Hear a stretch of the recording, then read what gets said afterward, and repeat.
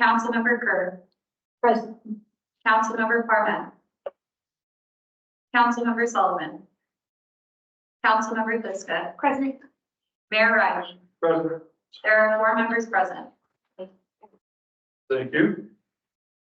All right. We are going to have potentially a really tight schedule today.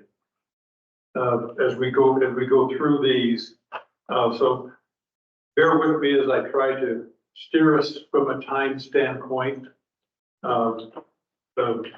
Gary's timing for this had us running through at least 6:15. That's if we hit all of our time hacks as we go along. So it's probably going to be tight.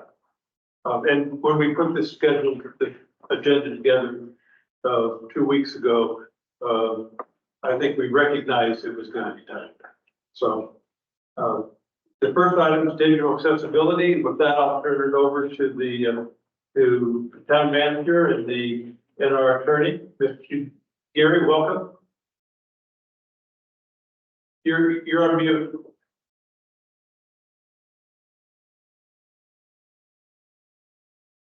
You're on mute. How about now? I can hear you. We can hear you. Can't see you, but that's okay.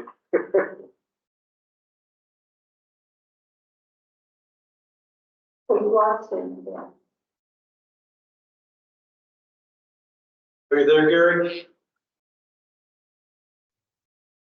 Can everybody hear me? I guess Yeah. not. Yes. Yeah.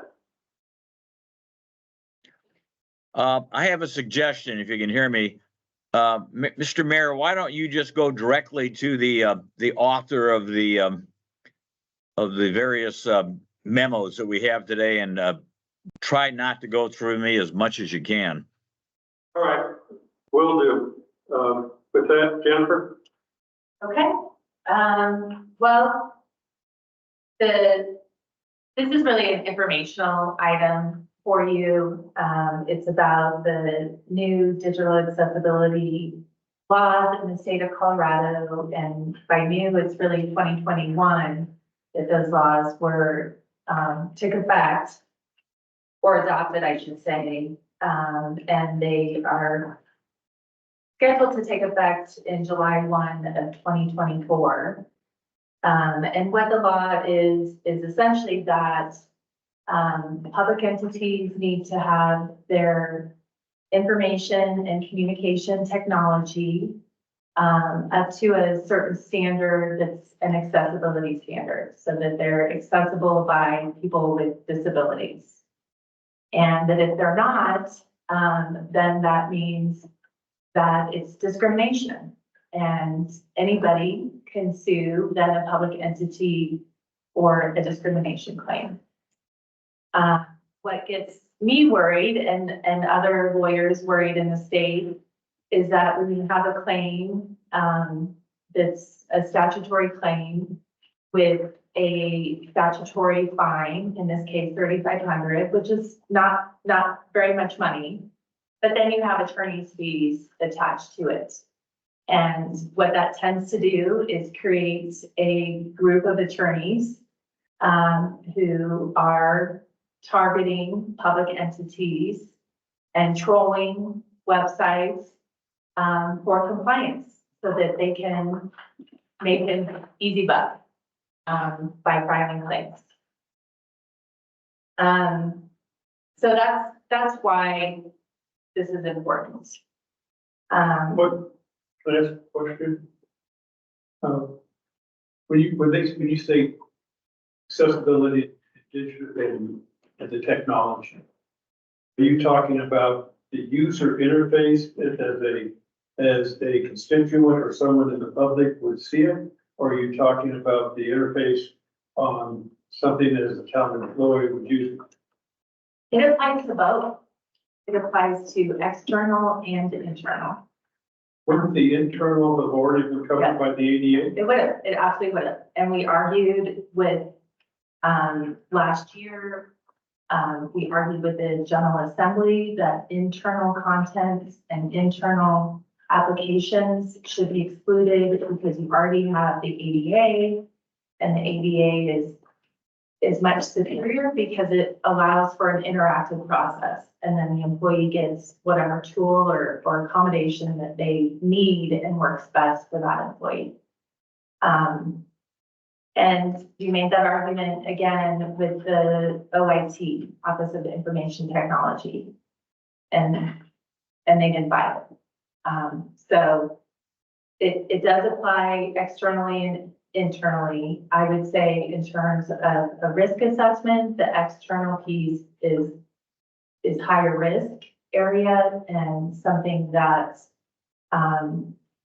you know, should be more attention should be focused on that those external technologies.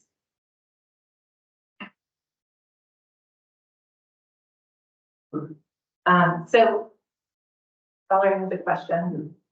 Yes. I apologize if I should have read this because I did read it, but I can't remember. Is this state or federally imposed? It's state, so this is a state law, but there are also the Department of Justice is, and that's federal, is implementing federal regulations. They have not yet been adopted. They are going to be very similar though. Are there other states that have already gone down this road and weathered this a little bit? You know, Colorado is really a pioneer in this area. Yeah. It's a, you know, it can be a really good thing. People with disabilities then will be able to access the information pretty easily. The legislation is being the person who adopted sponsor has a disability, and this is something that's important to him. I did notice in the late CML's latest legislative update that a bill's been introduced to extend the deadline for a year. But that's been introduced to heaven. And the thought is it will likely pass. What I don't like about that bill and the amendments is that it extends the deadline to July 1 of 2025. But somebody can still bring a claim against a public entity, and the public entity's defense is that they're making progress and working on making the technology accessible. So right now, nobody can bring a claim before July 1 of 2024. If the bill passes, somebody can still bring a claim and we'd have to defend it. Yeah. It might get amended. I don't Has know. CML taken a position on that? Their board is meeting on Friday, and the board is gonna talk about taking a position to amend it to make it, you know, that extension more meaningful. Now, when you're talking about technology from a public standpoint, you're talking about records, all records, I would assume. You're talking about website. Yeah. Accessibility. What other things from a public standpoint? Well, so all of your applications, I mean, Keystone's in a great place Yeah. because you have very limited technology. But if we're talking about your website, any technology, any applications that you are looking at adding to your website. So, you know, in next meeting, short-term rentals is going to be discussed, and forms and applications related to short-term rentals. Those are things that you would also want to evaluate for compliance for digital accessibility. It applies to Unicode. A lot of government entities use NeoGov, BidNet for putting out your RFPs for procurement.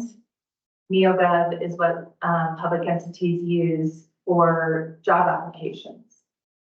So it's pretty, there's a wide reach.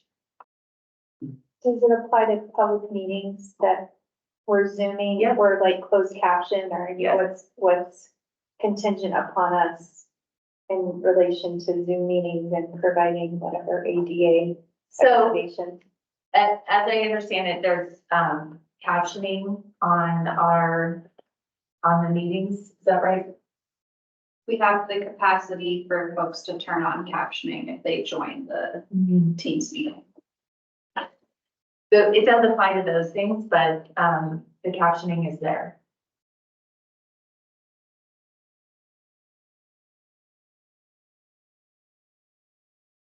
Sure.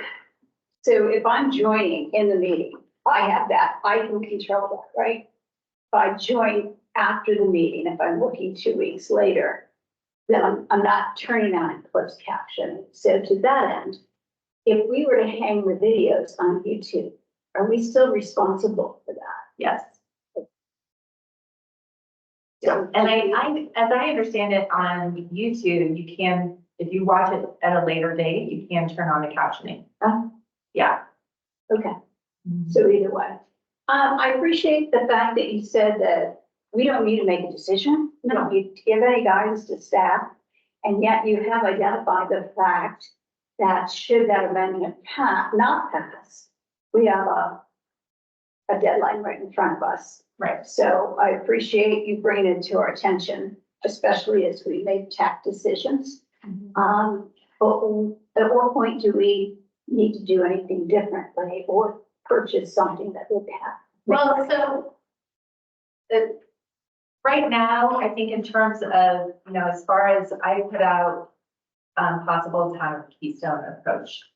And some of these things are really things that I think the town staff could be doing without direction from council, The manager might want to identify somebody who's going to have this under their bailiwick as their responsibility for being mindful and attentive to this plan and working on the plan, and also being the person that, hey, I'm the one you contact if you need an accommodation or a modification for a service. Also, would be probably pretty easy to put a technology statement on the website. Sure. And council doesn't need to provide direction on that. Where I think this is going to be important for all of you is in purchases that are being made coming up. Okay. So because we're so early, we have not committed to something that's not going to work. Yeah, I mean, We just need you to be have- aware you of have- it going out. Right, you have and I don't know if I put this in here, I meant to, but you have a SIPA website. And SIPA is essentially exempted out of these rules. A SIPA website, Because, because it's a state provided tool. so the state provided tool is accepted from the state Yeah. requirement. And it's because it's a resource and a tool that's available for smaller municipalities. Okay. So is that one of the reasons you're not concerned about an immediate issue? Yeah, I mean, you have the SIPA website and you don't really have much else on your website, that's on your public facing But we will. technology. You don't have much. And there's some municipalities who've been worried about this since this came out, and have been meeting and working on plans, writing letters to vendors saying, what are you doing to fix these problems? They've done testing. I mean, that's what you need to do, or think about doing related to purchasing, bigger technology that's public facing is do you want to do testing in advance? And what is your screening for compliance with these WCAG rules? Chris, 2 questions. One is the technology out there and available to let us provide a video monitoring things for an elevator that not near possible to purchase? And the ones that are out there, not so good. So it is the technology out there and readily available for all these towns and out there? Maybe not, but there are exceptions. And OIT has put in exceptions that would capture that fact, that you're getting the technology that best meets the needs of the town of Keystone. So one, either you're getting technology that's meets the most checkpoints for digital accessibility and meets your other requirements, related to your service or the cost of the technology, privacy, security pieces also need to be evaluated. There's also another exception for undue burden. If it's an undue burden to find a technology that's compliant, then you make a notation on your purchasing that it would be an undue burden, basically because no technology exists, to find a different technology. So, and then maybe I'm trying to decide whether it should be a question or a suggestion. I'm gonna make it a suggestion that we check that our captioning works. I'm thinking of how many times have you gotten a voicemail where they can't translate it? And I'm not sure how clear the audio is on this machine. I heard some complaints. Okay. So I would think we do need to probably check the audio. Or check the captioning to see if you're at least in the ballpark of what people have said. Right. But as we go forward, since we're starting with a zero baseline, almost zero baseline technology, I think that's really the only forward-facing technology that we have right now is the Zoom. If we are mindful in procurement of that forward-facing technology, then we probably should not have a major problem, but we just have to be mindful in our implementation. Yeah. That's what I'm hearing you say. Yeah. And you want to have a plan. I mean, and this is a technical word plan, from OIT in their rules, is that where you stand in terms of whether you meet the digital accessibility rules. And if you don't meet it, then you identify, the reasons why you went with that particular software technology and what steps you're taking to remediate or what steps you have in place so that, if there's a component of the software that's not accessible, that you have, provided a statement to people with, disabilities that this is how you get either maybe an alternative version, or this is how you contact us for some other accommodation. One of the things also that I think is important to know is that the content, although the SIPA website is exempt, any content that's put up like PDFs or things like that, that is not covered by the SIPA content or SIPA website being exempt. And I know Matthew's really aware of this, but PDFs are very problematic in terms of the accessibility world. Generally, PDFs are not accessible. But I mean, they can be. You can make them accessible. If you scan a document, that is not going to be something that can be read by a screen reader, because you can't, you can't, click or highlight on it, you can't read it. A screener can't read it. There's OCR. Yeah, I don't know, though, I don't think that meets the standards. You have to go back in afterwards and retag the document because it's about the way that the document is read by a screen reader. When you make something in a Word document first, it kind of puts some of the order to the structure with the headings. When you scan something back in, OCR might recognize at least some of the content, but it's not going to get those tag structures that help the screen reader read along. I mean, if we didn't have any paper documents and PDFs disappeared from the planet, I would choice. I get that. PDFs and signatures. Any other questions? Thank you.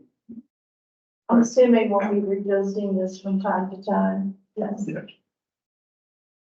The next item is the procurement policy. And with that, again, I'll give it over to you, Jen. Okay, so there was a staff report in the packet about, basics of procurement. There isn't a law in place that you need to have a procurement policy, but most public entities do have it. And, really, the reason is that you're using public funds to make these purchases. And so having a procurement policy is one way to demonstrate that you're using the public money in an efficient and fair and meaningful way. And it also helps with being ethical in your purchases as well. So with the procurement memo, there's also a draft procurement policy. This was provided to you as a sample or as a guide and a starting place. It's by no means what you should adopt without discussion. You all can make changes to this, restructure it. This is, there's some best practices in this procurement draft, exceptions, reasonable exceptions to have. Most procurement policies have levels related to dollar values of procurements. So the lower dollar value, the less effort or the less structure is needed for that procurement. The higher dollar, then a formal procurement policy or formal procurement practices typically in place. So I can keep going, but if you have questions, we can go there. Valerie, You said this was a starting point. Is there anything that stands out to you that needs to be revised in relation to Keystone's needs and purchasing power given our budget? Well, I think it's more of it's a policy decision related to the dollar values. I think you all really need to look at, in terms of on page 12, where you have the table and the dollar values, where do you want to see those break points of having a formal procurement practice versus something that's more simple? Is this standard with other towns in our site, these numbers? I didn't do a ton of research. I think it is, they're fairly standard. it's very, very low. Really low. That was my concern. The 10,000 is low. Yes. Yeah. And the restrictions on key cards are draconian. One key card to a town manager, and that's the only one in the town can have it without approval of council.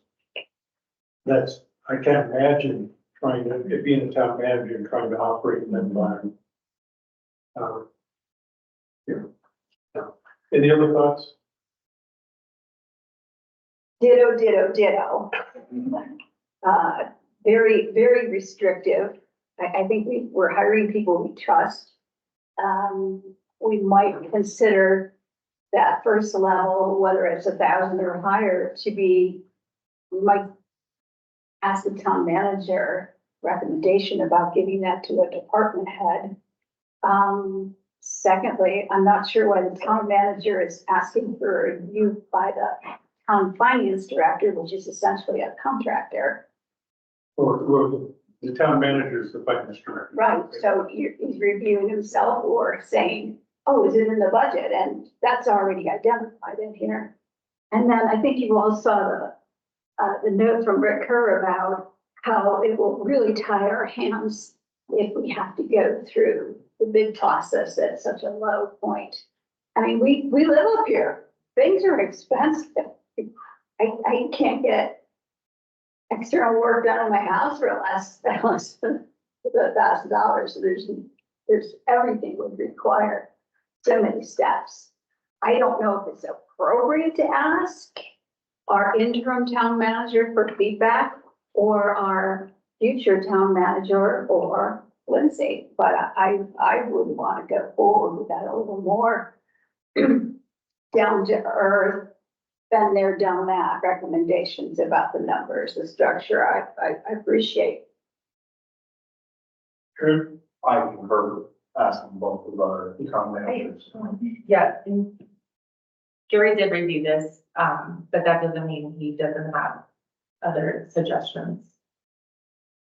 You know, it just, and I certainly would want the town managers, the interim and the, seem to be to weigh in and give us recommendations of what these levels ought to be. For instance, just at the first line, when you say the town manager's approval voting for $10,000. That would be extreme. We would, as a council, would be getting a lot of time reviewing stuff that we're thinking we have a budget for the town manager to execute. And then if you go through other areas, and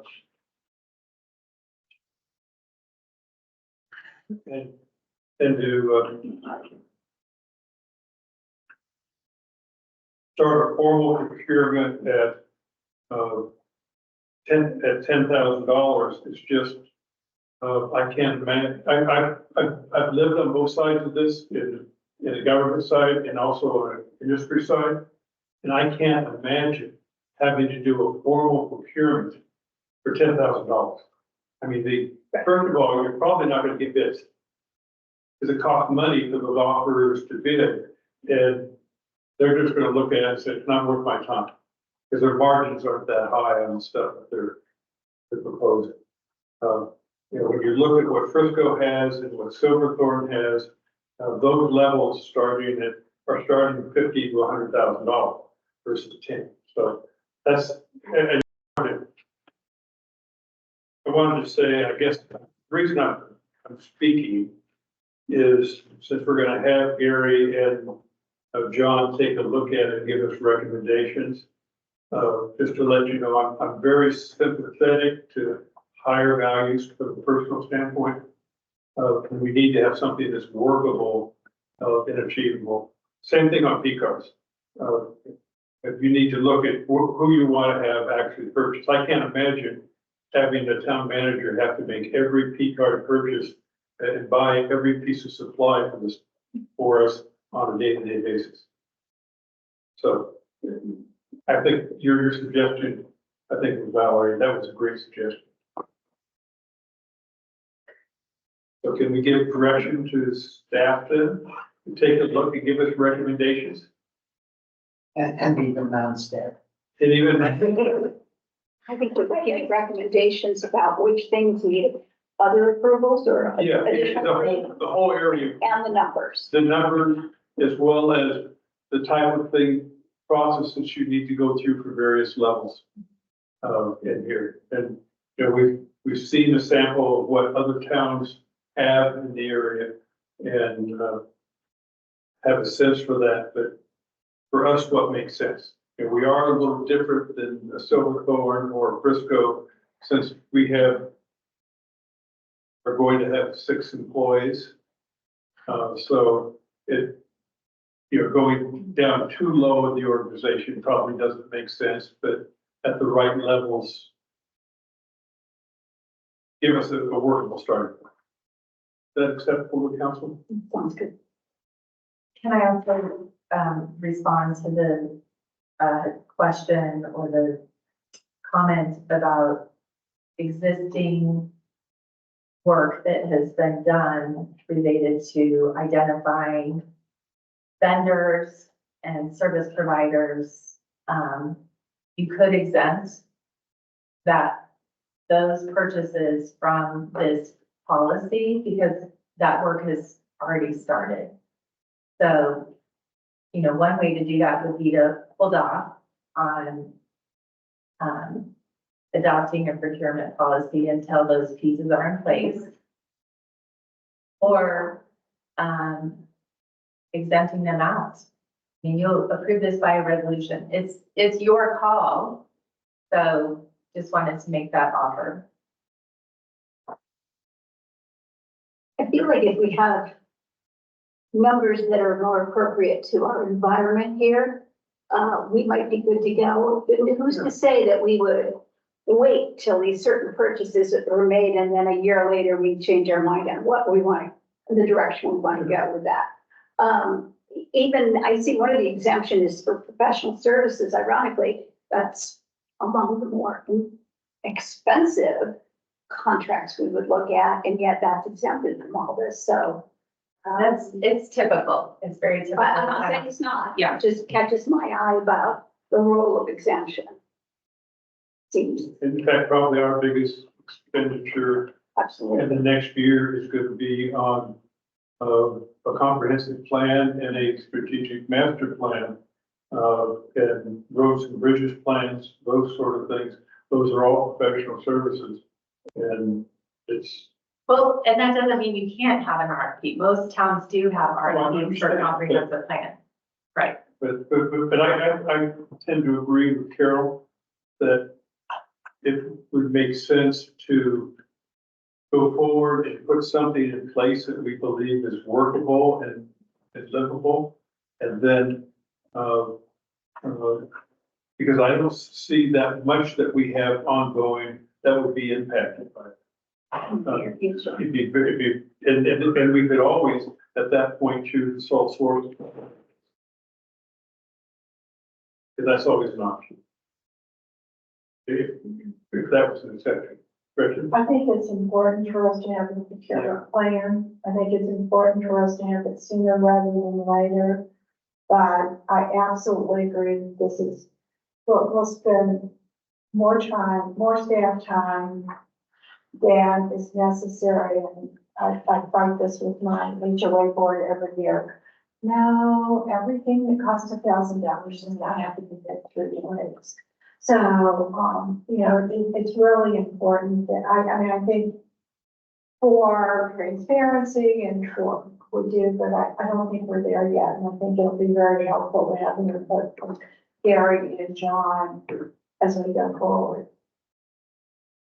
One last.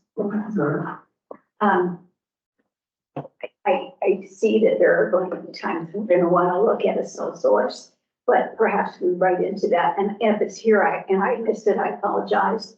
That would be something the town council is at least apprised of. Yes. It's a Okay, good. it's a I drill. read it a lot of times. So, There's a lot there too. They had a threshold on that, which you look for an input from the manager. I think it was $30,000 for him perfect. that we Thank you required. for getting us started on this.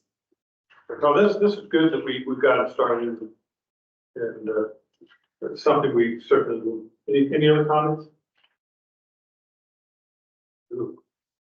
All right, the next item is the proposed fee schedule, and with that, I'm not sure, Gary, who is the lead on that, since it goes through both the clerk and the community development director. I'm gonna pick on the clerk from long distance. Thank you, Gary, Mayor, Town Council. So you've seen some of these fees already. The Cora fees and the development review fees have both come before you before. The newer things in this fee schedule that we outlined were the liquor licensing fee schedule and the tobacco licensing fee schedule. Most of the liquor licensing fees are set out in statute or limited by an upper level of what they can charge. So we looked at what some other municipalities are doing and made a suggestion based on that. And then for tobacco licensing fees, we suggested $600 for a new license and $200 for renewal, which is consistent with what Summit County's current fee schedule is. And with all of the fee schedules, we expect to kind of implement these over the course of this year and look at things as we take on these processes and determine if these fee schedules make sense or if there's something that we need to relook at and address as we take on those processes. So, has everyone had a chance to look at what the proposed schedule are, the other portion? Did anyone have any questions on those? Because we'll be considering that for approval this evening. Ironically, coming after our discussion of accessible digital, I'm hoping a lot is on, of our records are online, most. Because that fee for that's set by state, for, record search fees, I'm looking at that will be seldom needed. Yes, often, so even in my experience in the town of Breckenridge, most core requests do not take over that 1 hour period of time. If it's something that's extensive, that we don't have online, you know, that will often take more research and retrieval time, but even ordinances and things that we're working on getting in an accessible PDF format right now to post on the web, getting those ready for the public to view if they requested them for a core request would not likely take more than 1 hour. And in fact, I not really relevant, but my FOIA experience would be, you can find that on the website, and that's always the best answer. So I appreciate that. That's the only thing that caught my eye. Any other questions on these? All right, wow. Discussion of 1041 regulations. With that, again, I'll turn back to Jennifer. So this is there's a lot here in here, in the staff reports. And this is really just an introduction into 1041 regulations. We talked about it very briefly at one point. And so the idea is to come back to you with some more information, and really how to get started on it if there is an interest in getting started on it. But essentially what 1041 regulations are a land use tool for municipalities in addition to all of the other tools that you have in your land development code. And 1041 regulations give a local government a seat at the table. Without the 1041 regulations, there are activities that could take place in your jurisdiction without even your involvement. And I'll go back to the Blue River situation where CDOT was wanting to put up a chain-up station in the middle of town. Without 1041 regulations, CDOT could put up that chain-up station. Or building a huge, water tank in the middle of a municipality, that type of thing. Without 1041, that can happen without your input at all.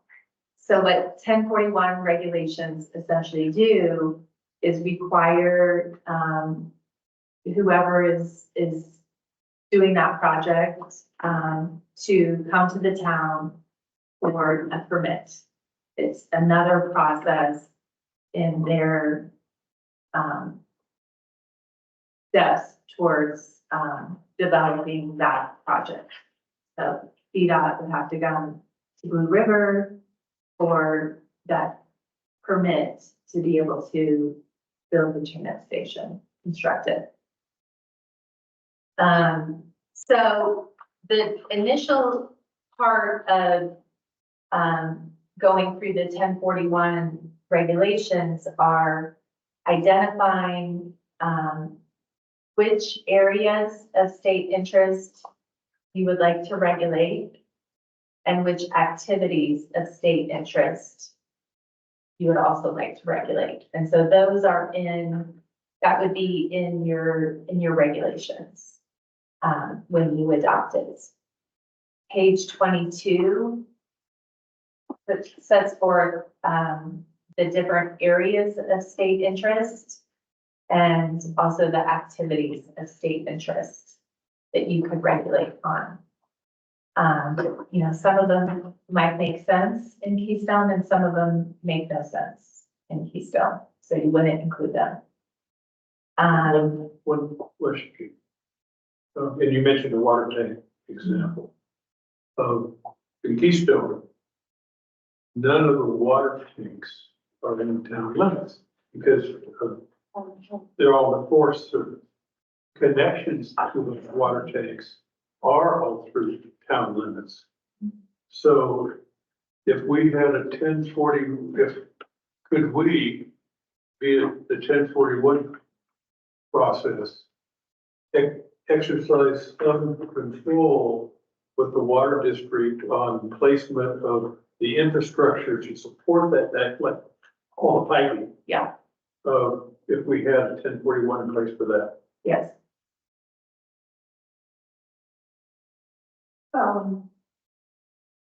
Yes, What if they wanted to put a water tank in the town? Yeah, can. It's too low. it's too low, okay.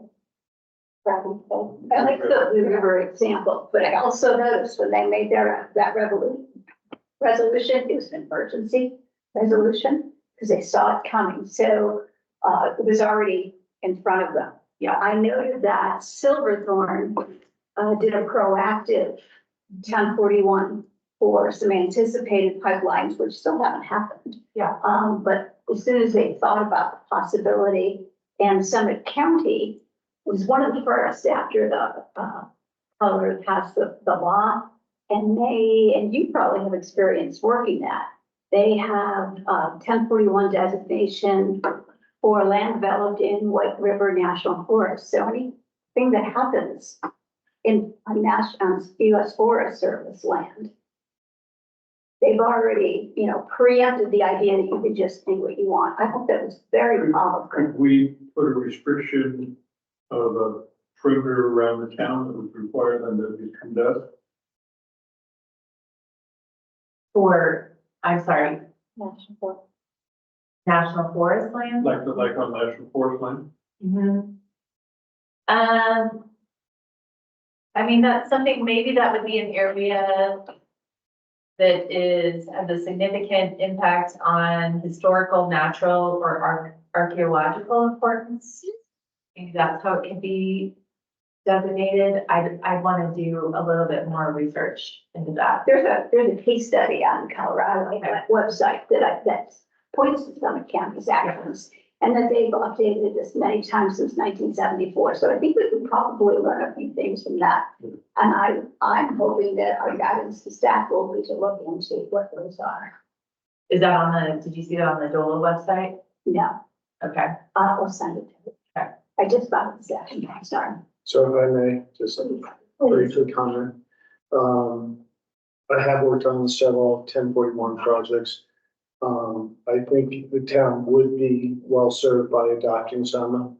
I don't foresee anything in the next, on the immediate horizon that would necessitate it. But again, Highway 6 would obviously be a concern. And yeah, there have been talks in the past about water district improvements. I think the way you would probably get at that, at least initially, would be, from a standpoint, there's a section in 1041 for expansion of uses. So if a tank is utilized for additional capacity and or some other improvement associated with expansion, then, that obviously then, for the town or in the town limits, I think we could probably get at it from that standpoint, would be my guess. Because I would imagine from a town perspective, we would have a concern of national forest. And this does not impact being involved with decisions being made right outside our boundaries. I take it that's a different issue, this is a 1041 issue. 1041 is only your jurisdiction. It's only our Yes, jurisdiction. you can't reach anybody who's doing it. Development outside of the town boundaries. But do any town boundaries extend in the national forest? Isn't that just inherently outside of town boundaries? I did not look at their language, but the idea of having significant impact Yeah. from the outside the boundary to ours is probably worth something to pursue. The point being, there are local areas between Blue River, Silver, Montgomery County, a lot for us to take a look at and see what looks right for us. Recommend you get. And given the comment of Lindsay that there's nothing on the horizon, although I wouldn't want them to lay. I wouldn't wait very I wouldn't wait very long. I 6 of them is a long. major, I mean, we want, I think, stick a flag and big flag in 6 and say, anything you do on 6, you go and work with us. But, I guess I would look to staff to come in with a recommendation of what needs to be included in the 1041s. We could all,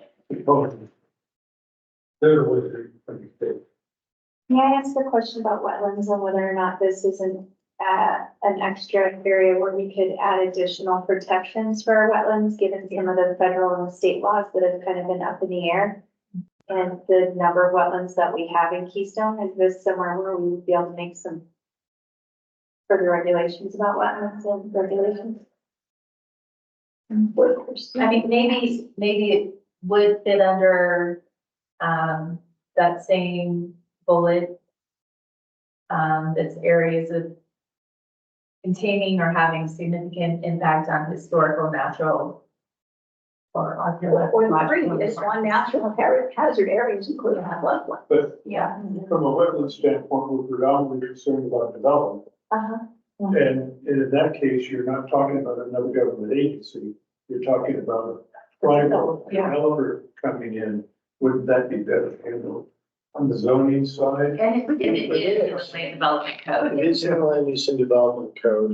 Yeah. It was quite extensive from what the county put in, but, the town attorney's shop, we amended that appropriately for development. Keep in mind, there's also another component, the EPA would obviously be involved. But I think what we have currently in the code, would suffice for the time being, if we're strong enough. I'm just concerned like federal and state law changing certain regulations around wetlands and making sure we have as many stop gaps as possible to protect the wetlands. I think almost all of our wetlands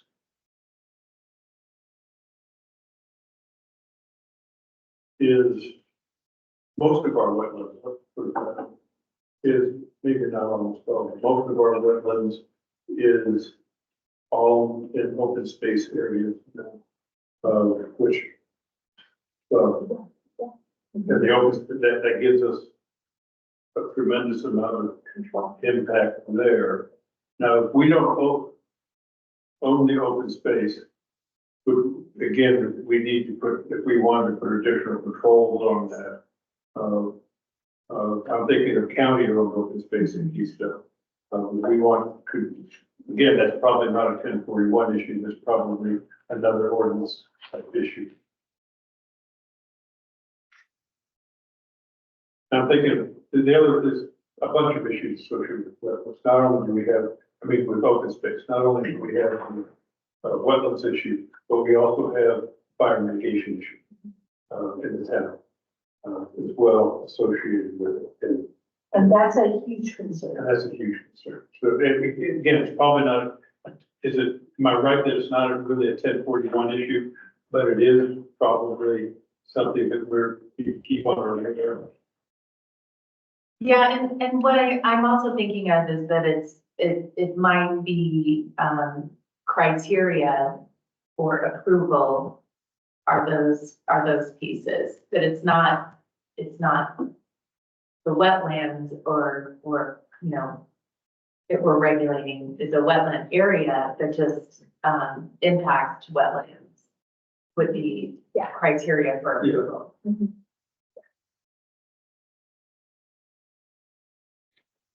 So I guess I would ask staff a question.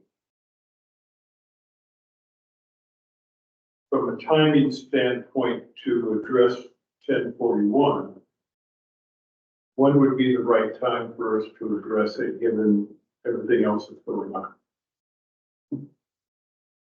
I think you nailed it, probably within the next 6 months.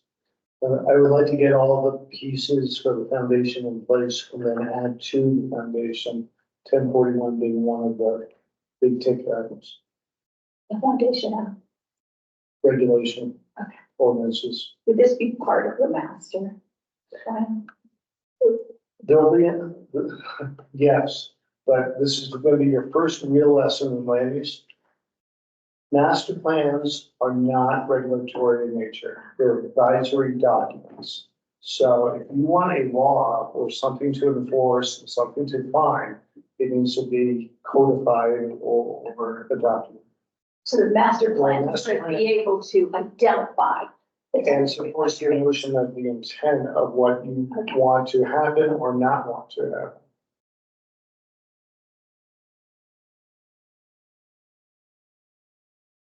So what do the council members think about that timeline, about 6 months? Yeah. Unless something comes up and then we'll do an emergency. Well, we don't want to do that. So I think we're on top of it. Is that okay? And I think anything we can do to get on CDOT's radar for consultation and just even communication is great, but I think we're already taking steps to do that. Okay. There's your guidance. I guess, as Gary's looking at it now and saying, well, that's not me. Yeah. I can look at the audience and watch them sweat. All right, anything else on 1041? We are doing remarkably well. Brad, my comment, we're now up to discussion of financials, but what I will defer that for now, if that's acceptable, because we have the Ken Marchetti and Beth, our accountants, are going to be coming online at 5:30 to go through the financials with us, and the financial report. So would it be okay to move straight to the discussion of technology and migration? Yes. All right, so with that, Rick. Yeah.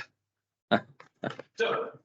You didn't say You told me to go directly. Well, we're still working on that. Actually, we got the email forwarding working today. So what we need to do for the migration, on your part, the one thing that we'll have to double check is your files. Now, Peter from Resolve SEPA, he is the guy who's done all of our Microsoft licensing today. And, you know, normally they charge us money, but he's done all this for free. So he's been a really good guy. And in my case, he has already migrated all of my files into the new domain, and I think the same for Maddie. So actually, I think that part is working, but we need to check. He has already started to convert the emails from the old domain to the new domain, so when you log in, you will have your old emails there. The one catch is the email forwarding, from the day we switch you over to the new domain. And as of today, that part is also. It's working? It is working. I just checked it here. Peter sent me a note, said it was working, and I checked it, so. Just because a couple times before it didn't work, but it's there now and it's working. So now what we have to do is we have to sit down with each of you with your phone and the Microsoft Authenticator app. And we go online and create your new, or have you sign into your new Microsoft account at keystoneco.gov. And you will put in the password, and then you'll add the authenticator in as your multi-factor authentication, process. And it will then ask you to put 2 numbers into the system, and all of a sudden you are now a real person in keystoneco.gov. Then we need to go back to your computer and disconnect your old account from the computer, and then have you sign into the new account. Not hard at all. And then we need to check that file system to make sure any files that you had saved in OneDrive SharePoint Teams, it's all one cloud space. Any files that you had saved out there, we need to make sure that they are migrated into your new OneDrive cloud space. What about your desktop? In most cases, your desktop should have been backed up to OneDrive, so it will exist in 2 places. It will exist on your computer, and it will also exist in the OneDrive cloud. When we disconnect it, it should still be on your desktop or in your documents folder. And we just need to check that. So one of the things you could do to help this is, if there's something you really want to make sure you keep put into your C:\documents folder. Well, that's the one that comes up when you open up your file explorer. You're going to see. Or just put it on a flash drive. Yeah, we'll take care of it. We'll have something here. So what I need to do is, if you would come in Friday or Monday. When, on Friday, I see that we're supposed to make an appointment, but I'll dedicate the whole day to be here. Maddie will be here. Either one of us can do this. If you would just send us a note, let us know when you're gonna be there. Now, if you can't be here Friday, then, maybe Thursday or so, we could do it. And we can actually set it up now so you can have 2 different Outlook accounts, so you don't miss any email. That gets a little confusing now, and I'm just offering that because I did that for Dan and Sarah this day. We're gone, and they have access to both email accounts right now because forwarding wasn't working, but. So. Will we email all of our emails poured over? No. Yes, Yeah. he's already done that. He's already made one pass at that, and of course, he'll make another pass on Friday or perhaps Monday to make sure your old emails poured over. That's been working from the get-go. I noticed on the sheet that got passed around that our new emails had uppercase, first initial, uppercase, last name. Is it case sensitive? No, Just look better now. Okay.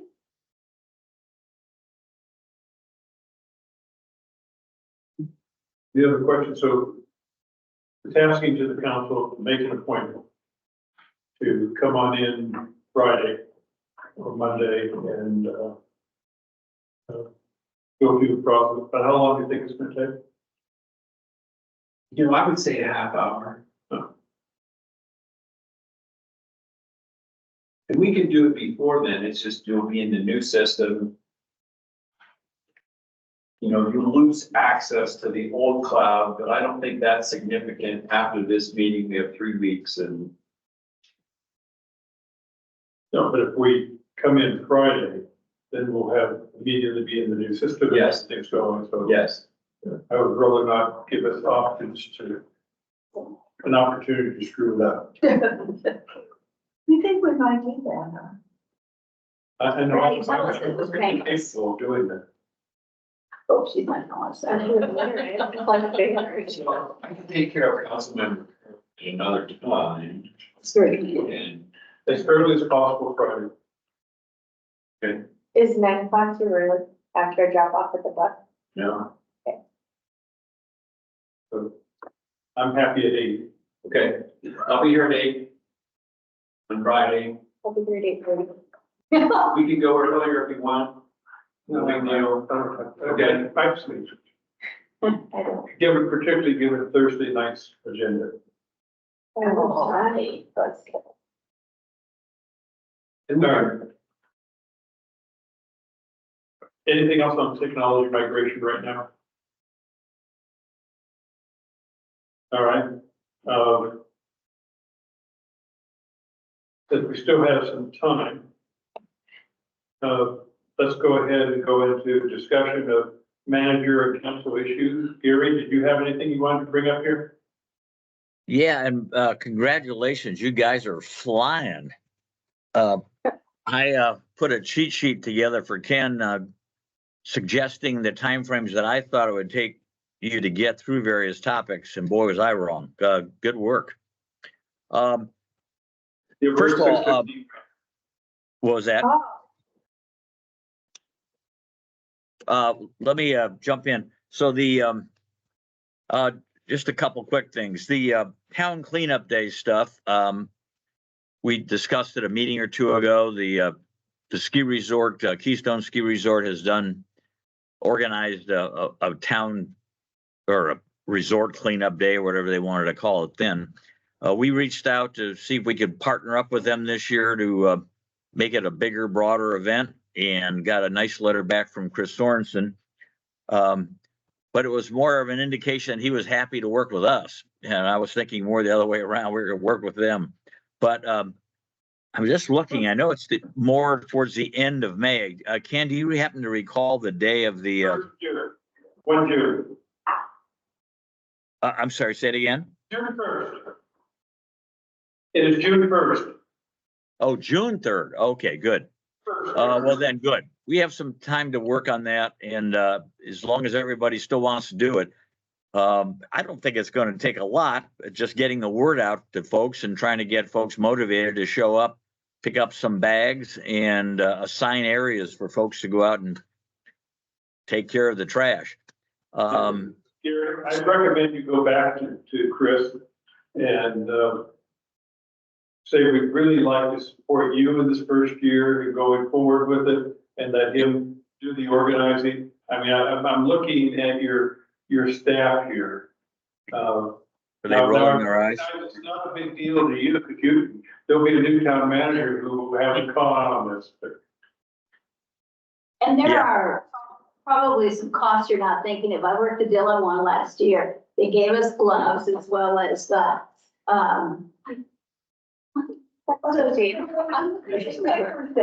gloves. No, they don't give you the bigger things. The bags that you mentioned, and then I think everybody has an expectation that they'll be fed at noon.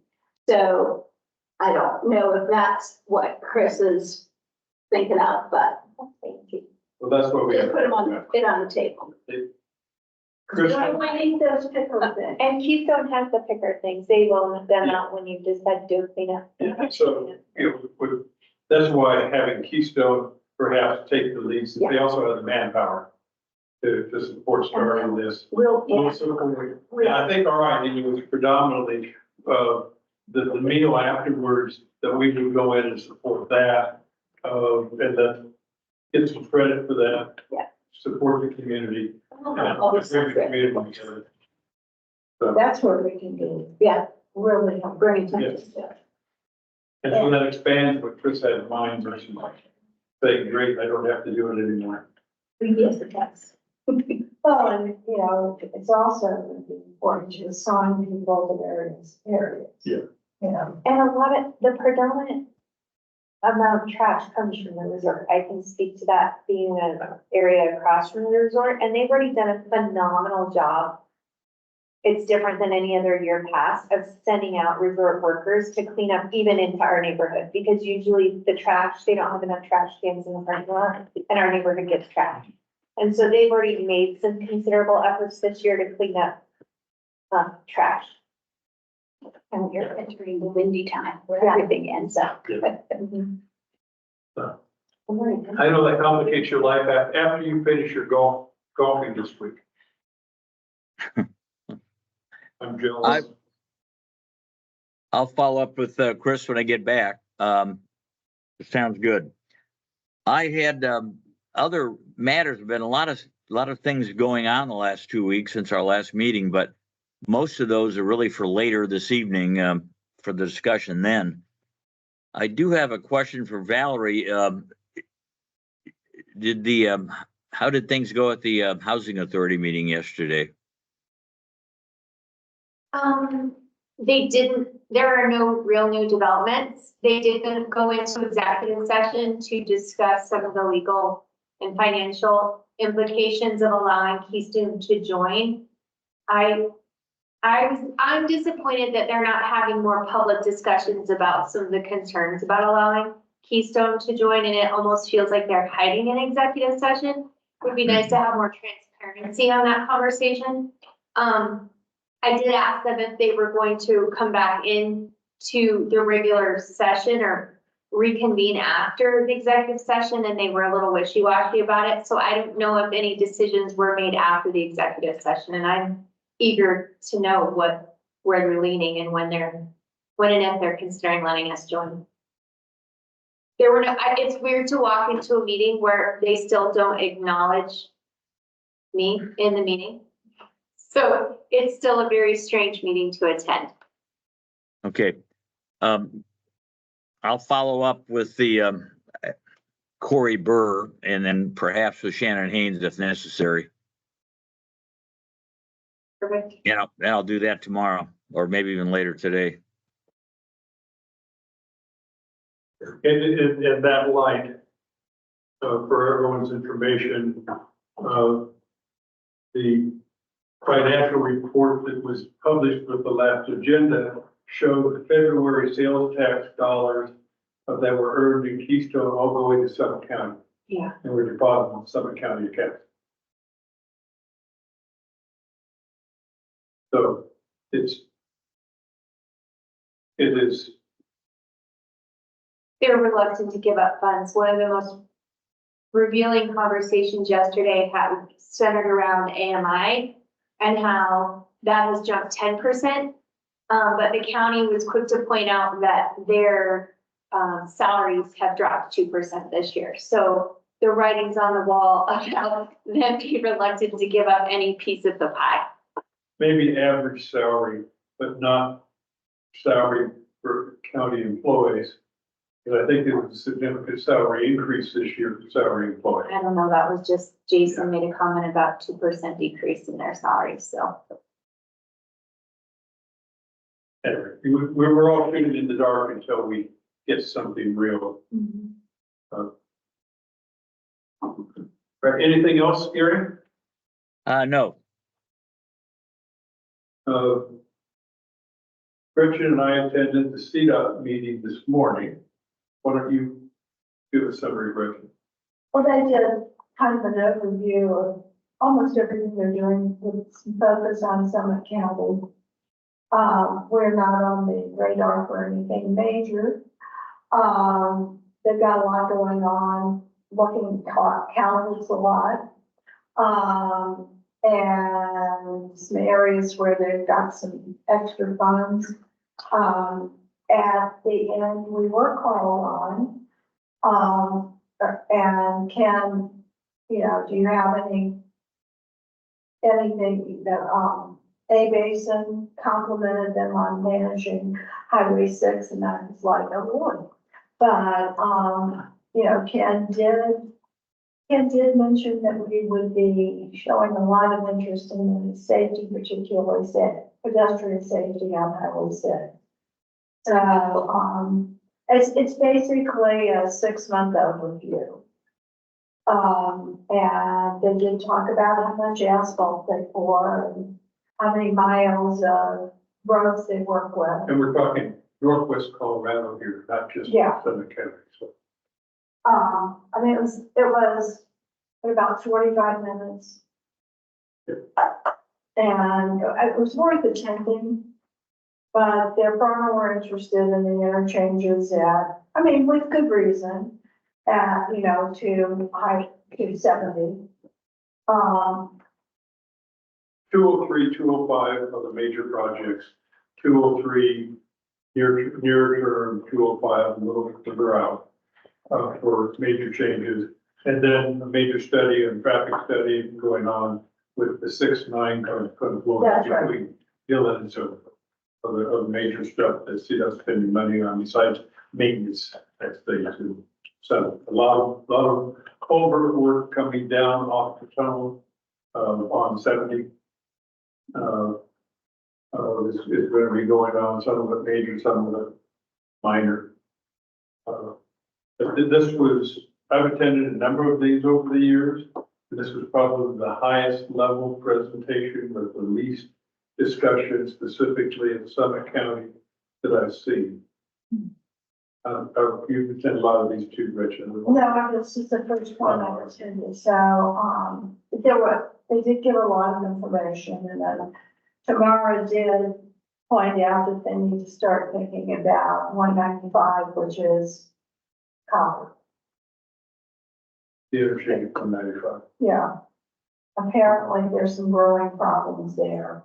How does that CDOT meeting interact with the I-70 coalition? I guess my major question is that I sent kind of offline is how do we figure out what the schedule of resurfacing and repair work on our stretch of Highway 6 is going to be? Who do we talk to? And is that through the CDOT meetings or is that through the I-70 coalition? Well, I think probably to get schedules of what's planned here, it would be for resurfacing and that sort of thing.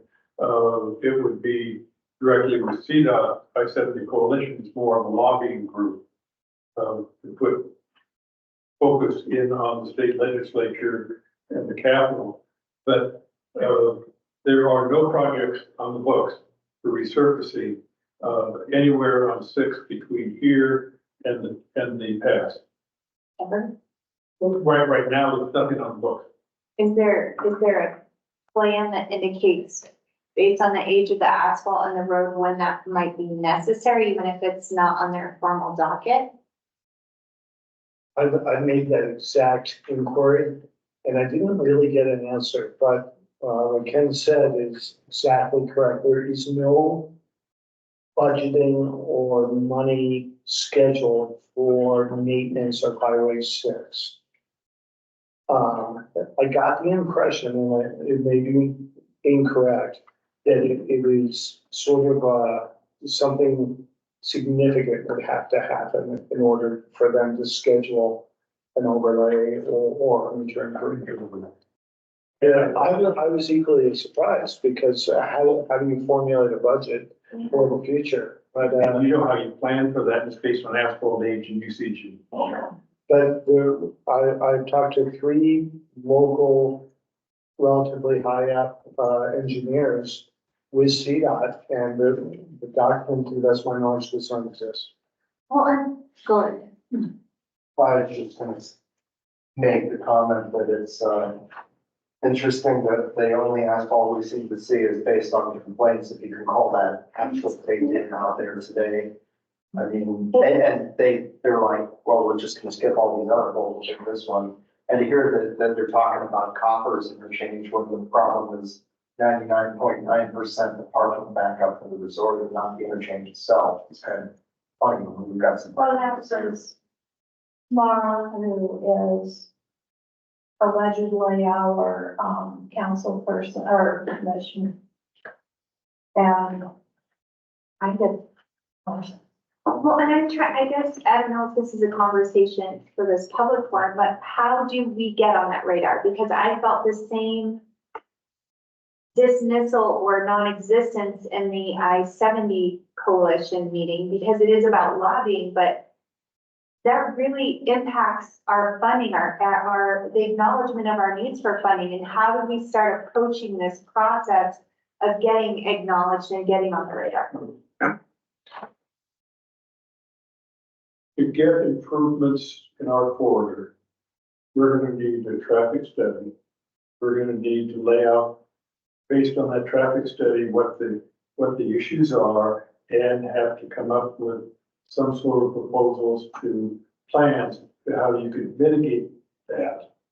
And that has to occur before you even get on the radar for a fix.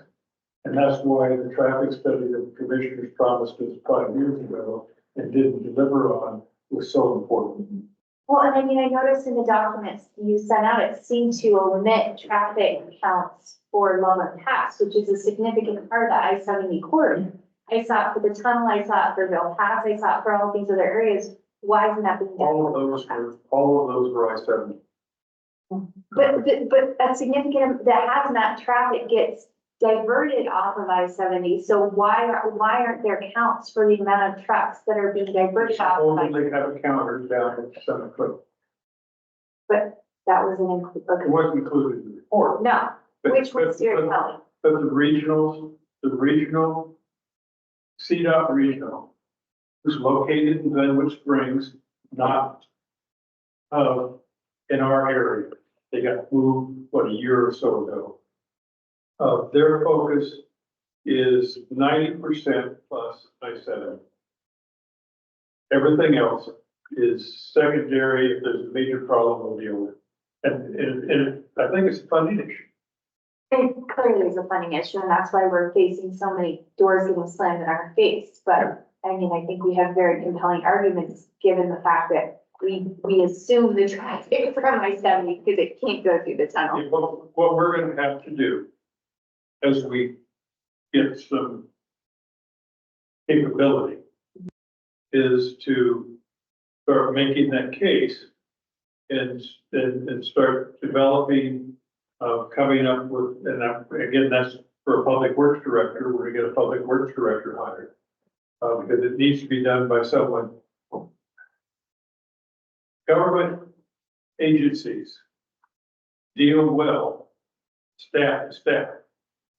They do not deal well, staff to outside electeds, not their electeds.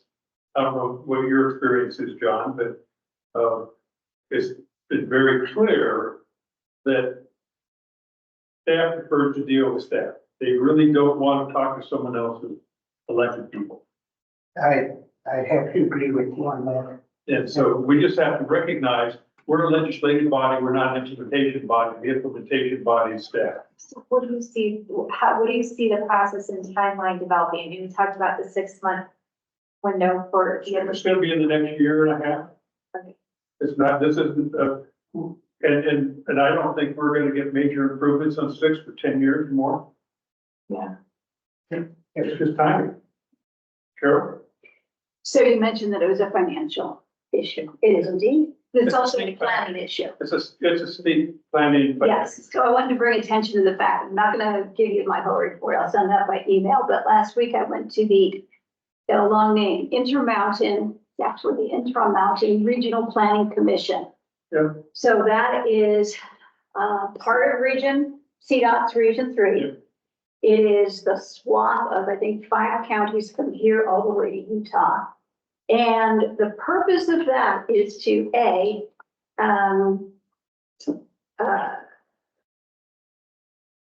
maneuver to get some of the little bit of money that goes down to the regions and then to the regional planning commissions.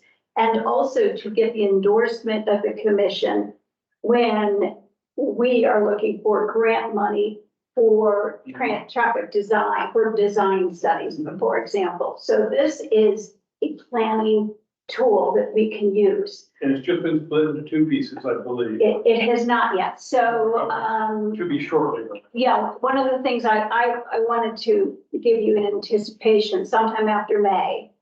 We'll have the opportunity to sign the IGA to be a formal member of that, although I gotta say, it was a great group and I participated during the entire 4 hours.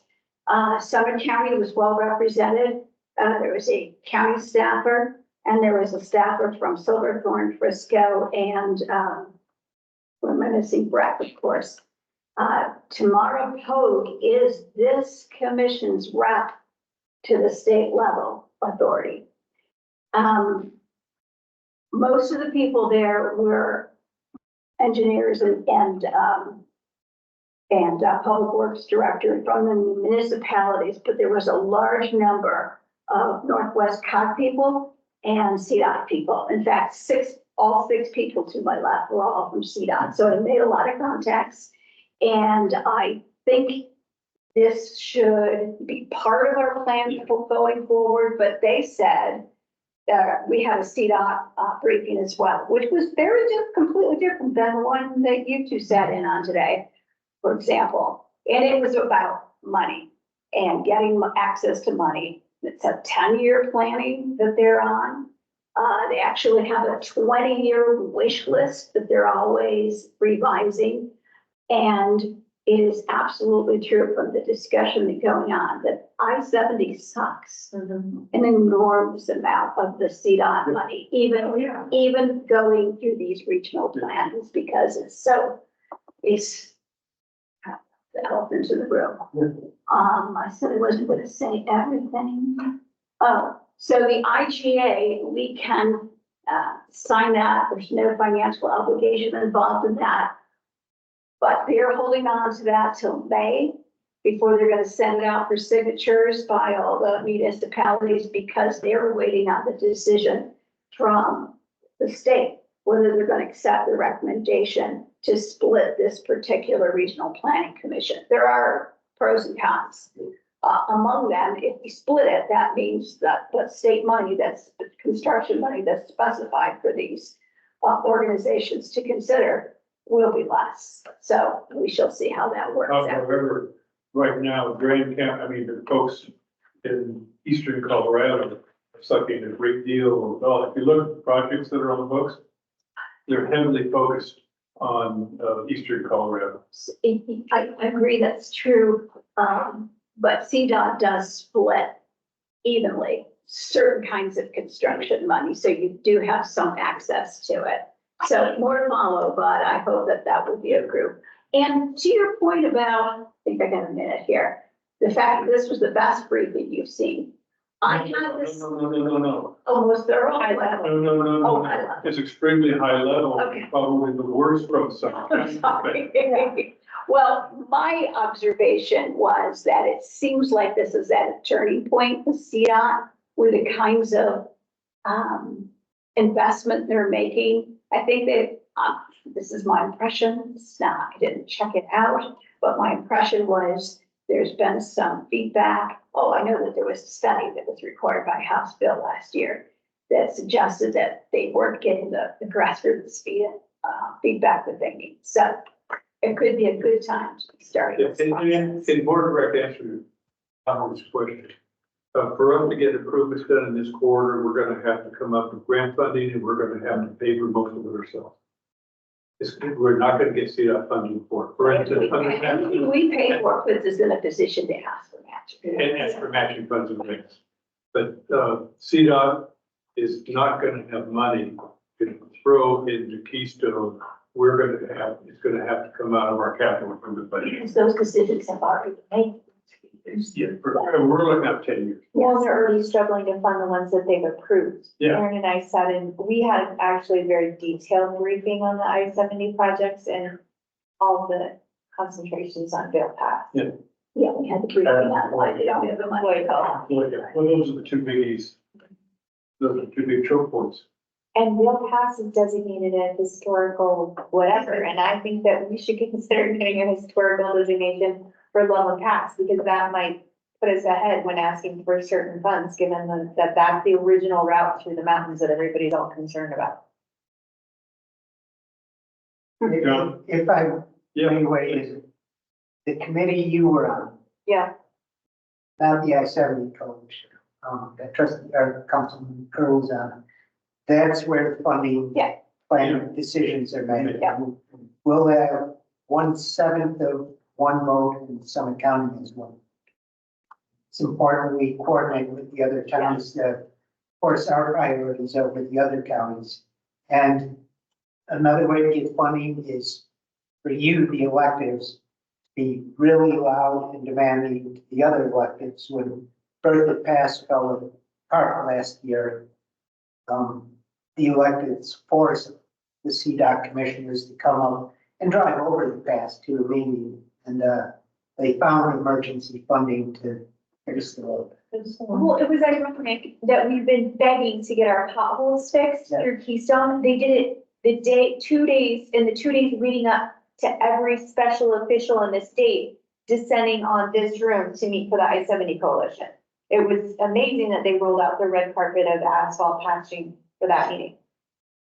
Not surprising. Yeah. I also find it illuminating the CDOT coalitions where the funding decisions were made. No, Okay, the intermounts where that is made, but the I-70 coalition is where the four gentlemen from Vail had to have his protestations fall upon deaf ears about the cancellation of the Narrows project. Well, they haven't stopped. That was a subject of discussion. They're looking for more money.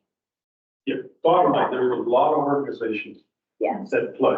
That was one of my first things, is try to figure out how do these organizations And work. getting And it was the same people. getting staff in that could start working and establish those staff-to-staff relationships is, I believe, how we're gonna start getting our voice heard. Frankly, our voices will only be heard if we go to, McCluskey and to, Dylan Roberts. Bill Roberts. All right, and their priorities, they have a whole bunch of other bigger fish to fry. But for getting, support for stuff in Keystone, I think Roberts and McCluskey could probably be of help to us in the future, but we gotta have something that we can really talk about. It can't be just, we got a problem. Which, I don't know, John, do you agree or disagree? Oh, I agree 100%. It's, CDOT is the most political game I've Oh, it's ever seen. And it's not a game, I shouldn't call it. one of the reasons that I pushed incorporation so hard, I experienced with CDOT over the last 10 years. So, anyway, do we have our folks on board from, Marquette? Ken is on. Ken? Yes, I'm here. And, So, I will suspend discussion of manager council issues. It will come back one last time before we, go off for our dinner break. With that, I'll turn it over to you, Ken, to talk about our financials. okay, terrific. Well, and it's a pleasure to meet the rest of the council. And I can tell you it's been a whirlwind. I don't know if Beth Johnston is going to be joining us or not. She's in my office. She's actually done all of the heavy lifting for this to get everything pretty much set up. I would say we're certainly not through that process completely, but we have made a lot of progress. And we did issue our March 31 financial report. Has the board had an opportunity to see that? Was that distributed to the board? Yes, it was. It was in the Okay. packet. Yeah, and so I'll just kind of start at the beginning of that. Oh yeah, see Beth is joining right here with us now. So Beth has quite a bit of municipal experience. Worked for the town of Avon before joining us, and has been with us for getting close to 10 years now. So how time flies. And basically, then I'm going to start. The first report we have is labeled Town of Keystone Statement of Financial Position, or kind of old vernacular would be a balance sheet. You can see that the total assets at the top equals the total liabilities and deferred inflows, fund equities at the bottom. And so it basically says we're in balance. And you can see our operating cash position, 370,000. And then we have some routine liabilities, accounts payable, and payroll liabilities. And then you can see we've borrowed 400,000 from Summit County as a sales tax advance. And then under governmental accounting, under the fund equity reporting, then we have a category called amount to be provided for debt repayment. And so that shows the balance sheet. I'd be fine, if somebody has questions as we kind of flip page by page, certainly feel free to chime in. And if not, we can also circle back if there are further questions at the end of our presentation. I did want to report briefly too, just on kind of our format. On the left-hand side, you see a whole row of numbers, and those are basically row numbers. We do generate our financial reports in Excel, Microsoft Excel. And so, and we can either hide or display column headers and row numbers. We do find it a lot of times easier for communication purposes to have those row numbers on there. And so if somebody has a question, a lot of times they might say, oh, well, what is that? Row 25 payroll liabilities, or row 32 due to Summit County sales tax advance, or whatever like this. We find them helpful, and as we get into the further reports, the column labels can be helpful for that as well. But if there aren't questions on the balance sheet, then I'll move on to the next page, which we have is statement of revenues, expenditures, and changes in fund balance, actual budget, and forecast. And what we see here, basically this report is designed to read from left to right chronologically. Right now you can see that we just start with 2024 annual and with our 2024 approved budget. That's because this is the first year. And so we don't have prior years. Typically, then we would have, after the description column on the left in column F, we would then have our 2023 actual. And, after they've gone through the audit, it would read 2023 audited actual, and that's kind of a benchmark or a comparison for comparison purposes. And then we have 2024 budget and forecast. You can see at this time that those two columns are the same, certainly on this page 2. As we go throughout the course of the year, things are going to come in differently than they have been budgeted. And that's the purpose of that forecast column then, is to say, based on newer information, how would we update what we know, subsequently compared to what we budgeted. But we always keep that budget column on there, and so that we can also do the budget actual variance comparisons. And then the next set of columns is our 2024 year-to-date columns. And in this case, it's from inception to March 31. And then this column updates each month. We'll have each month's updated for the year-to-date, or, it says 3 months actual, but it's actually inception through March 31. And then very right-hand side is mostly just so you can kind of see our format. We basically keep a placeholder column for the 2025 budget. Probably, heavy focus on that column will start in about August. There is a state requirement that be presented to the council by October 15th. So that's basically just a placeholder column at this time for column N. You see as well in those 3 months amended actual and budget, quite a number of zeros in there. And that basically is a lot related to kind of the startup and these financials will ultimately be prepared on a modified accrual basis of accounting, but I'd say pretty much at this point, we're recording things on a cash basis. As we have cash transactions, we get them recorded. And as we move forward with the setup process, we'll be moving more towards that modified accrual basis where you'll be seeing items that have not yet been received or paid on a cash basis, but will be reflected in the financial statements. So, of course, the big line item on this page is the sales tax revenue. Remind me, you guys are a statutory or a home rule town? Home rule town, okay. Yeah, and so at some point we'll need to get this coordinated with the sales tax reporting and collection effort and get it synchronized into these financial statements where we're seeing those sales tax numbers and the other taxes. Yes, go ahead. And we should, by the end of this month, have the sales tax numbers for February. The actuals.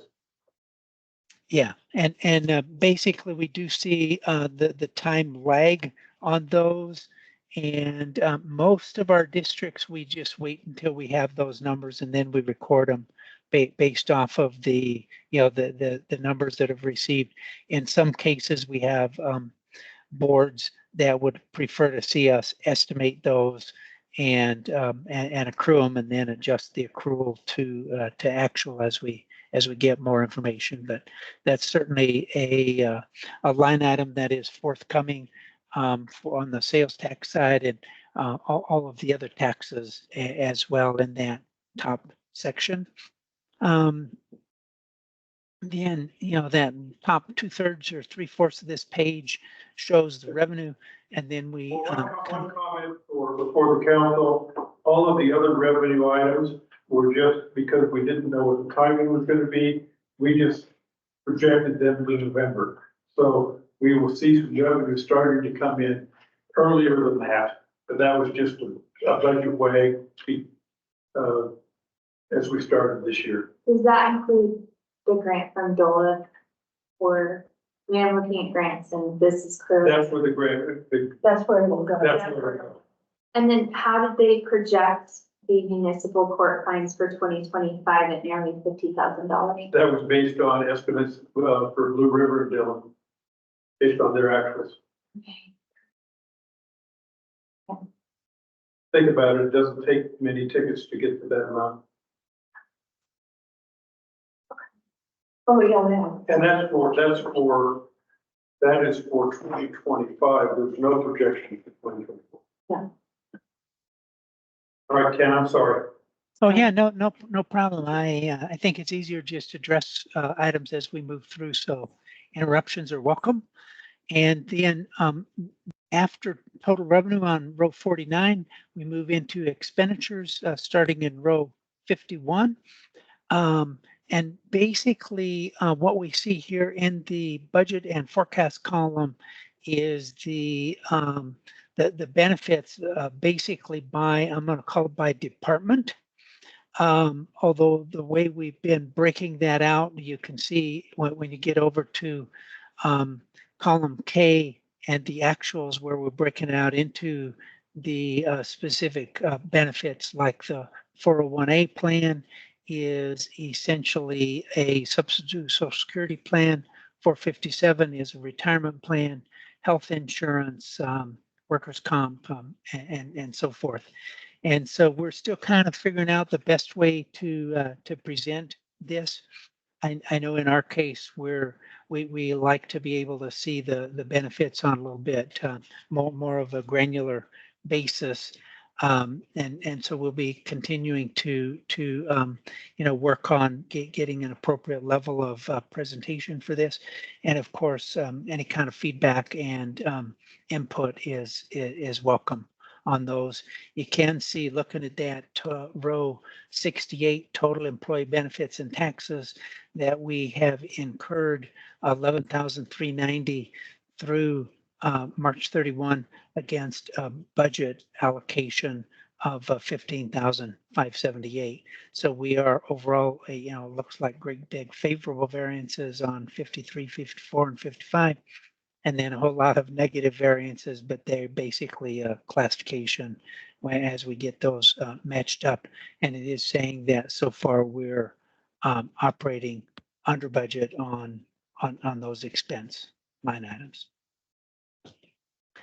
Questions or comments on those before I move on to the next page? Okay, so then what we have on this following page moves on with the various expenditure categories or departments. General expenditures for all departments have been kind of listed at the top, and then we go through kind of the various departments, mayor and town council, admin services, which includes town manager, town clerk, office clerk, a bunch of other general administrative type expenses. The attorney's contract is listed in that section as well. Accounting, our contract is listed in that section as well, and then short-term rental contract support. Then we move on to the various departments. Community development is listed there.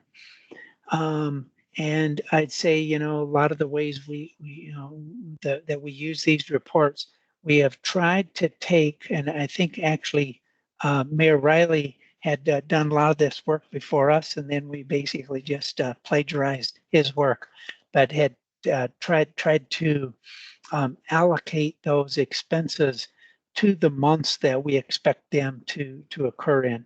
And so then when we do a budget actual variance, we're not just comparing what we've actually spent against, say, 1/12 of the annual budget, but we're comparing against what was anticipated in terms of the amount allocated to that particular month. And Yeah, I have one question for you, Mayor. On page 29, in the top section under general expenditures, all departments, if you move out to the variance, in that section, the variances were all favorable, and yet the total has a negative variance, and I'm not sure I understand where that came from. I know I don't understand where that came from. And can you help me? I don't have the same pagination that you have there. What So department? the page is titled Statement of Revenue, Expenses, and Changes in Fund Balance. Line 86 is what Okay. you specifically referring to, total general expenditures of all departments. Yes, thanks. You have favorable variances and all the elements up above it, and you have an unfavorable total. Yeah, that's, let me just double check that real quick. Yeah, And I what think we percentage probably was- have the sign going backwards. So that's a correction. We have an error in that. I'll make that correction. Okay, so I did miss something. Yeah. I do have Yeah. another question for you, Mayor. Good catch. Thank you for down- catching that for us. Under administrative services. I don't think that is a correction. Sorry. If you look at the total employee benefits and taxes, that's Oh, okay. considered all general expenses as well. So I think that the general expenditures rolls up with the total employee benefits and taxes. So that's the difference there. So you take that on Okay. the page, on the prior page, line 68, if you take the 41888 and subtract all of those other items, you come to the negative 1,735. So it was a problem with the page break, I got it. Well, Yeah. okay, Yeah, the item 68 is a positive variance. Everything up above between 72 and 86 is positive variances, but the total is still a negative variance. Yeah. Okay. So there's still an issue there somewhere. Yeah, I'll look into it. yeah, we'll look at it. Before you move on, Mayor, could you just remind me, what is it under administrative services, line 107? What are we referring to when we talk community engagement? Anything we do with the community, for instance, Like, like the barbecue, if we do something with them associated with, okay, so this isn't announcing things. This is not elections. This is specifically specifically community outreach. for outreach to the community. Okay, and it's not specific to planning, is it? No, Excellent. All right. it's, Thank you for reminding me. Back to you. Okay, terrific. Making notes on what we need to follow up on here too.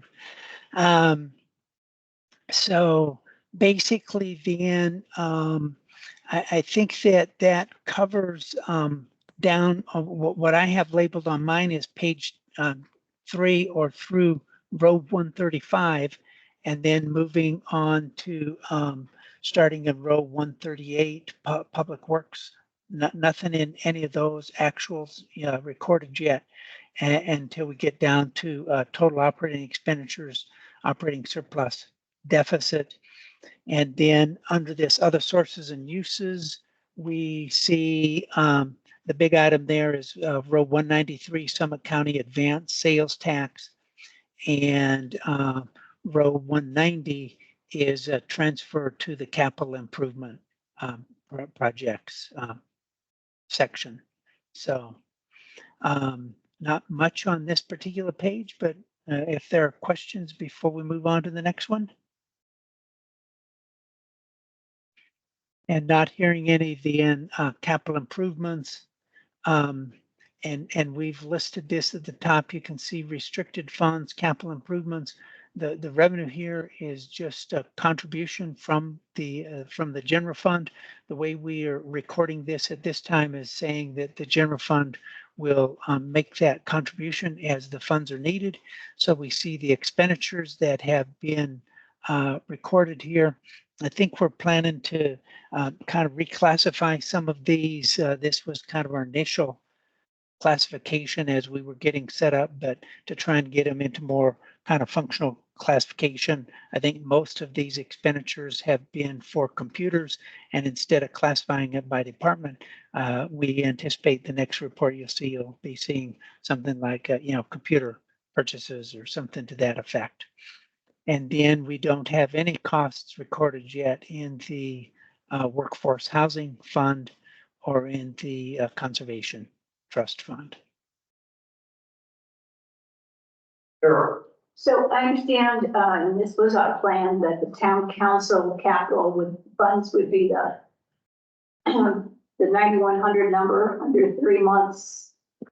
Or it's actually, yeah, it's almost That was 9,000. computers, that was the laptops. Right, I get that. But what is the community development number under 3 months actual? I'll bet that's computers. Yes. Oh, so it's just computers that were divvied out. Yeah, I got it. yeah, and that's what Yeah, Ken said, one of the changes that we're gonna make is where we have the same line items, same items in each department, Yeah. just, because they're all being bought at one time. Yeah, Those are gonna be Broken. different lines, different lines that are separate. okay, new question. Where is the line item for repaying the kick expenses, or have we not?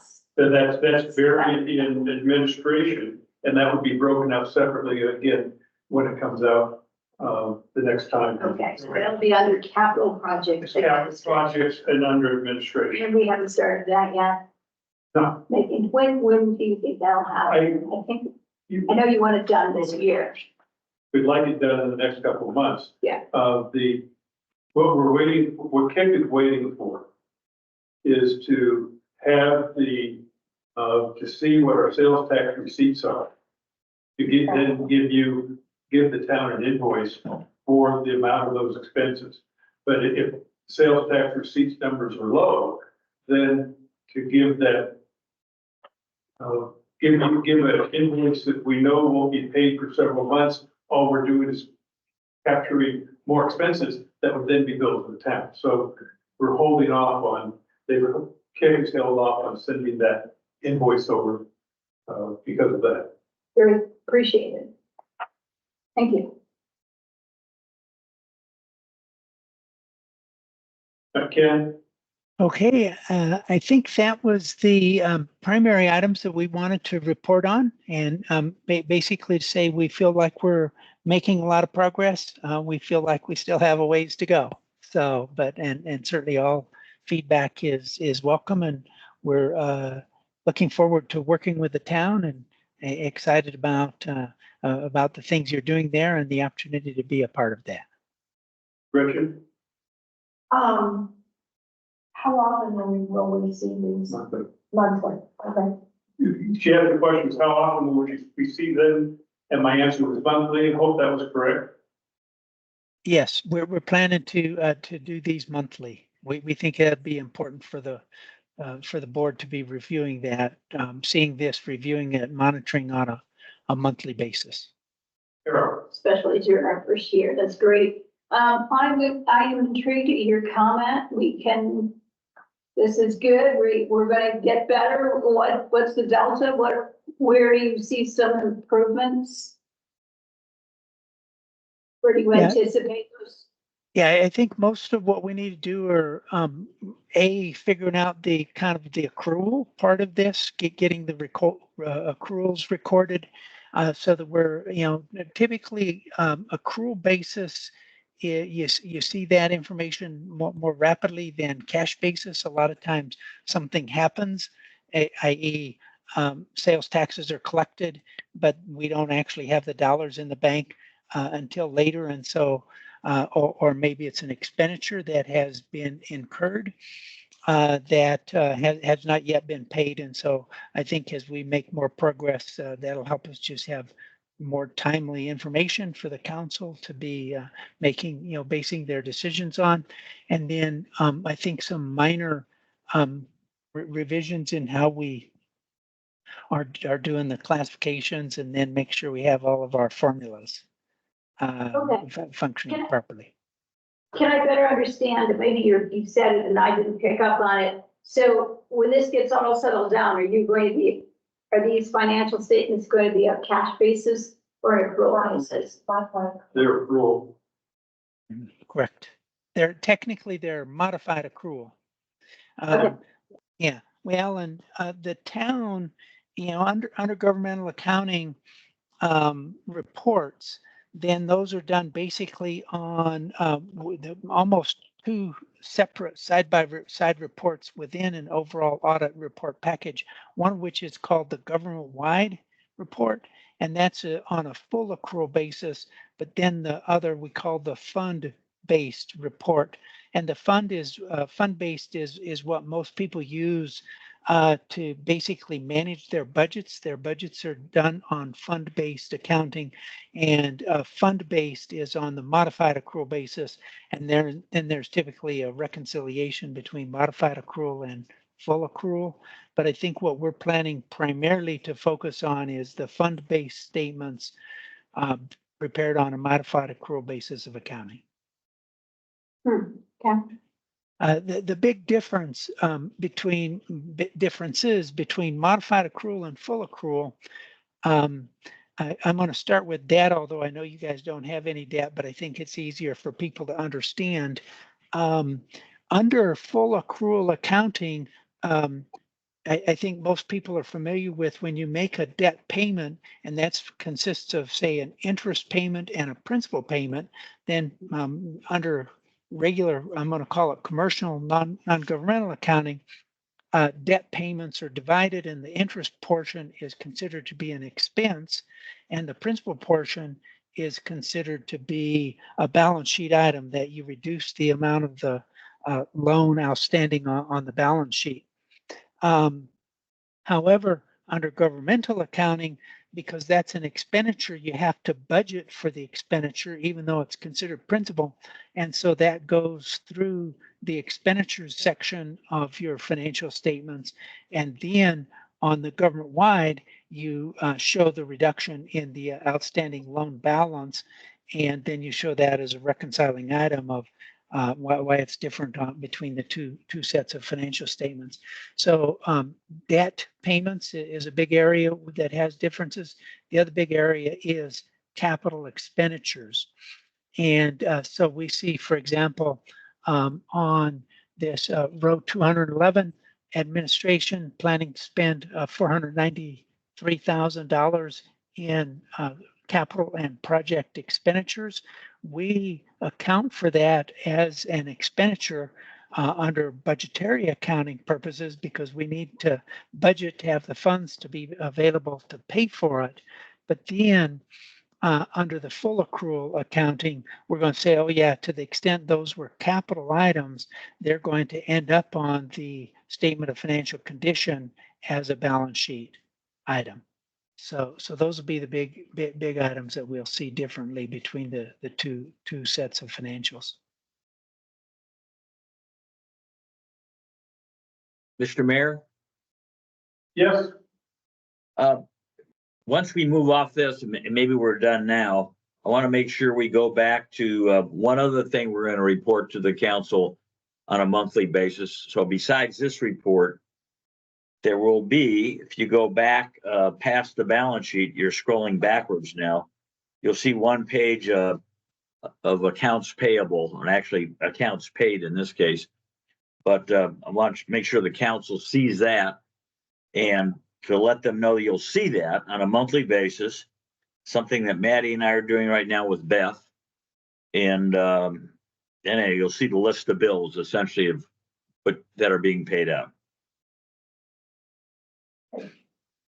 And then Can I ask that you consider spelling out acronyms when reasonable? I don't remember what FSA means for a line item about initial FSA funding. And I know I get asked every time, but you don't need to do that. I'm sorry, I didn't quite hear all that. FSA. well, where are you referring to? I'm in that, on that page under Rocky Mountain Reserve, initial FSA funding. Flexible spending account. Flexible spending account. Okay, so the reason I bring it up is not to belabor that one line item, but to say, in the future, can you spell it out if it's not general knowledge? We had to stop and think here. Okay, so you need more details, what you're saying on what the money actually went to. No, not more detail, Acronym means. just try to avoid acronyms.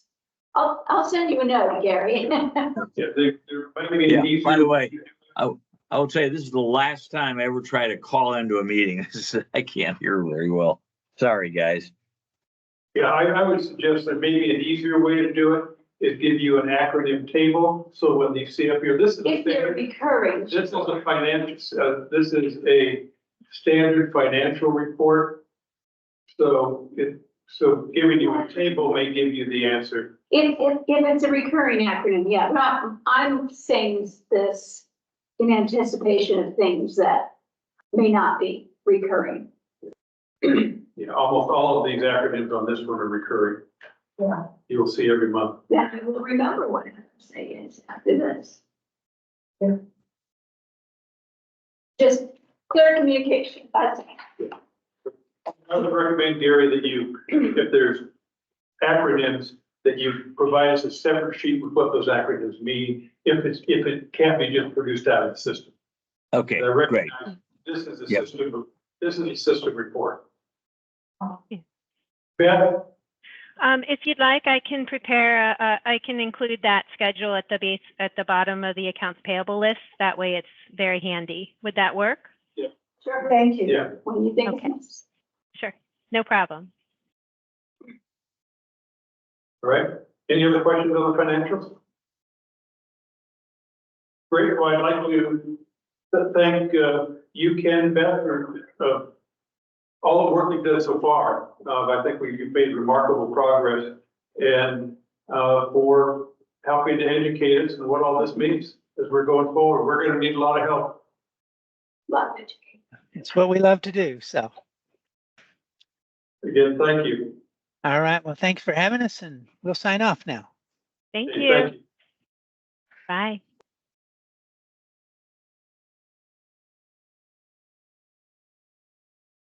Right, and one other item, he talked about changes that are being made. One of the changes you saw where we had benefits by each of the departments, all those benefits are now being rolled down into where the capital expenses. So you can see, are we running over on your budget in each of those areas? Yeah.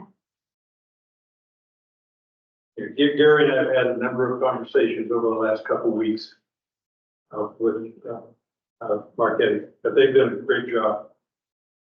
All right, we're back into discussion of manager council issues. Is there anything else we wanted to talk about?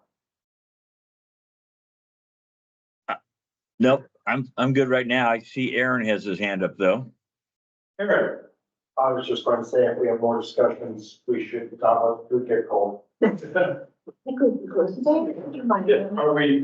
we done? Yeah. In that case, with no other issues discussed, the meeting is adjourned and we'll reconvene at 7 p.m. And I'll rejoin you at that time. Hey, Rick, can you hear me? Yes. Let me just make an observation. I could hear Ken and Beth perfectly. But the council, it's just not easy to hear it. It sort of breaks up and all. I'm just giving you this, not criticism or anything, I'm just giving you the facts.